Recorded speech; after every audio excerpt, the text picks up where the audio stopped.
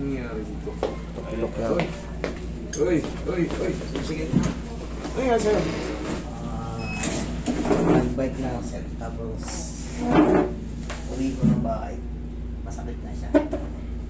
Nagbike? Sunday ng gabi ng bike. Itong Sunday lang? O nung nakarang buwan pa? Ito lang? Nagbike ka tapos yan na? Ako. Monday. Hindi ka na simplang? Wala lang, normal lang.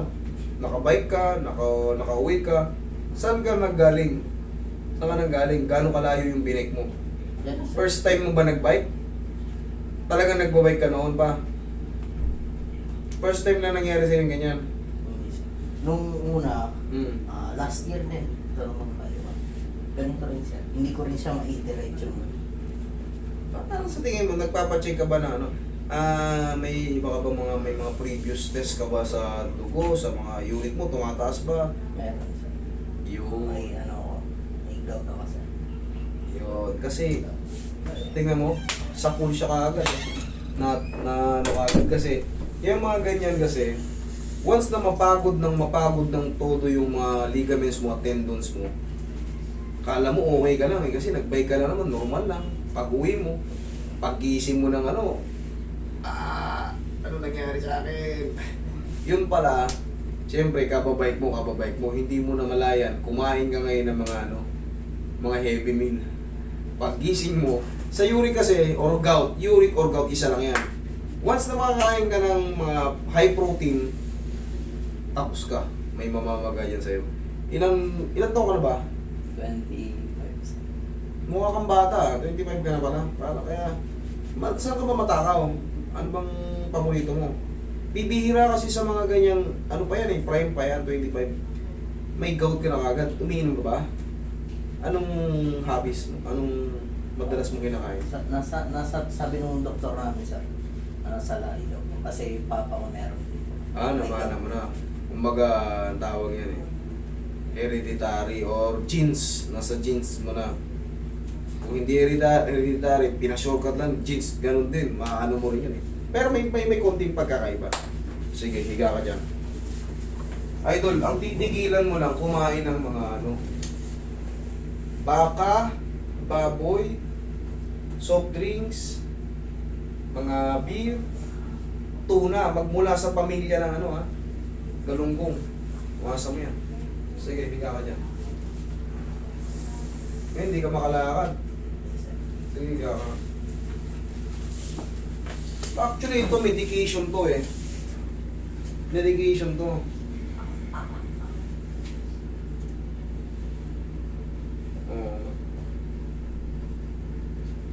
Lambingin lang muna natin ako.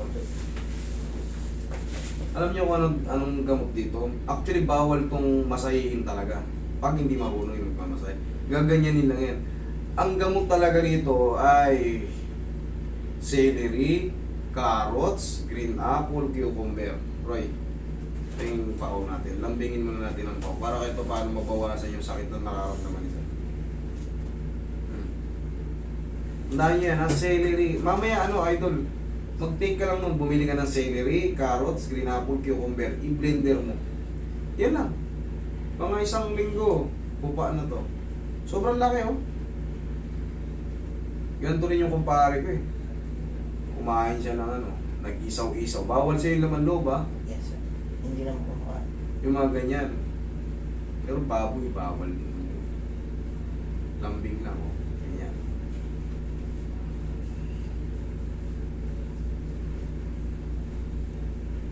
Sobrang pagod sa pagbabike.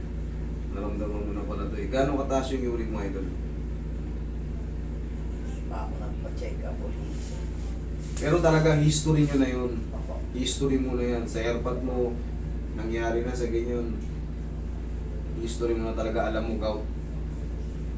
Actually, medication to Pero syempre nandito na sir, di makalakad. Kailangan natin siyang i-relieve. May gagawin ako sa kanya, tignan natin kung may epekto. Pero pinaka-the best talaga rito, magtitake ka talaga ng Hindi kasi ako pwede magbigay ng ng gamot. Meron ko sir may gamot ako. Bigay ng namin. Ayun pala Rheumatologist na. Meron ka pala yan O, sige, lambutan mo lang tuhod mo. Sige, laglag mo lang. Sige, lambutan mo lang. Sige, isa pa. Sige, lambutan mo lang. Bro, huwag mo masyadong dinan. Sige, ay, bitaw mo lang, bro. Bitaw mo lang. Sige, lambutan mo lang. Lambutan mo lang. Sige, yan, lambutan mo lang. Lambutan mo lang. Sige, lambutan mo lang. Okay. Sige. Relax lang. Sige. Baba mo. Sige, unti-unti mo yung baba. Sige, unti-unti mo yung baba. Okay. Sige, lambutan mo lang. Sige, lambutan mo lang. Sige, lambutan mo lang. Sige, lambutan mo lang. Sige, huwag mo lalabanan. Thank you. Kuha ka ng may bandage sa'yo dyan. May bandage sa'yo. Bandage pre. May bandage tayo dyan.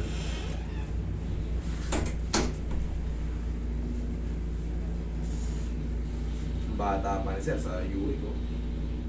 Mahirap talaga pag maagang nakuha mo yung pamana mo eh. Ang hirap pag maagang mo nakuha yung pamana, pag ipagdudusa mo. Yung iba pagka kukuha ng pamana, kailangan nagpasa ko na ito.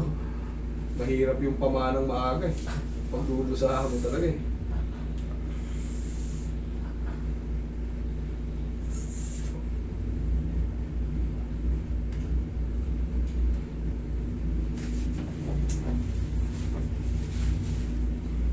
Straight mo lang.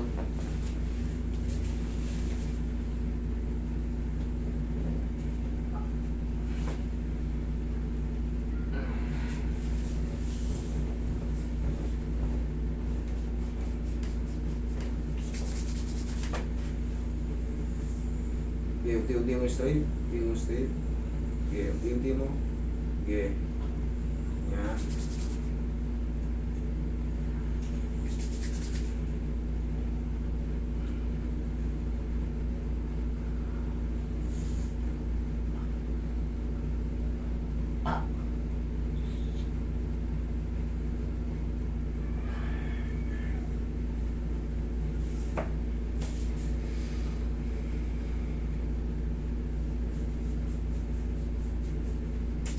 May ibang ibang power.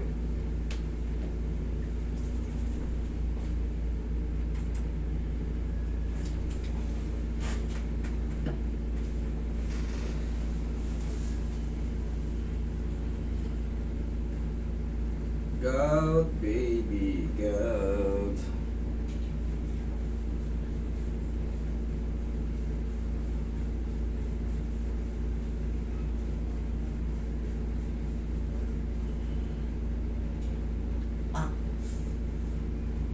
Dito siya, sobrang sakit nito.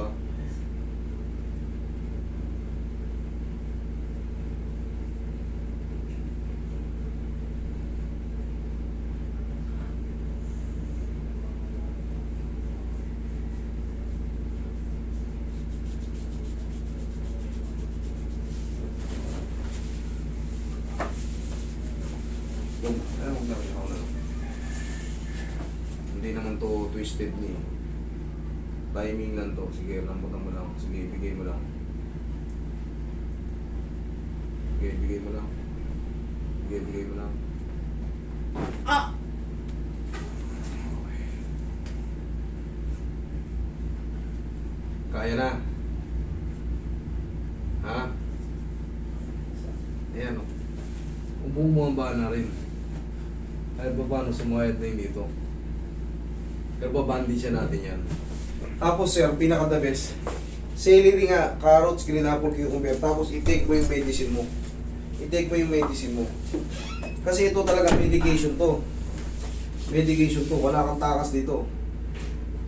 Sisirain talaga niya yung joint mo. Lahat ng mga uric na yan, gout. Sisirain niya yung joint nyo. Pinaka the best yan, huwag kayong kumain ng bawal. Pag nakakain kayo ng bawal, wala. Lumpuhin kayo na to. Pero gumagaling din naman to. Pero saan ba nanggagaling ang uric?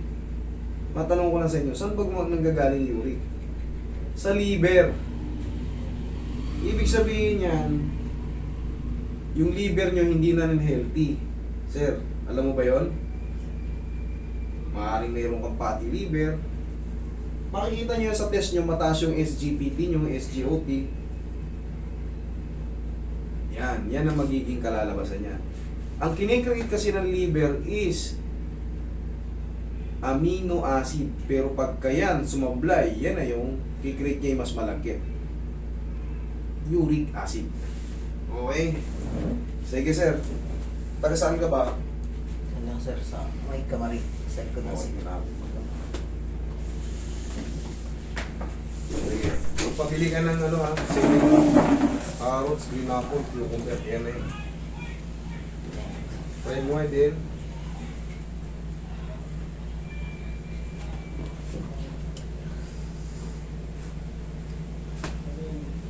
Yun, kahit pa paano. Hindi ka tatalon-talon.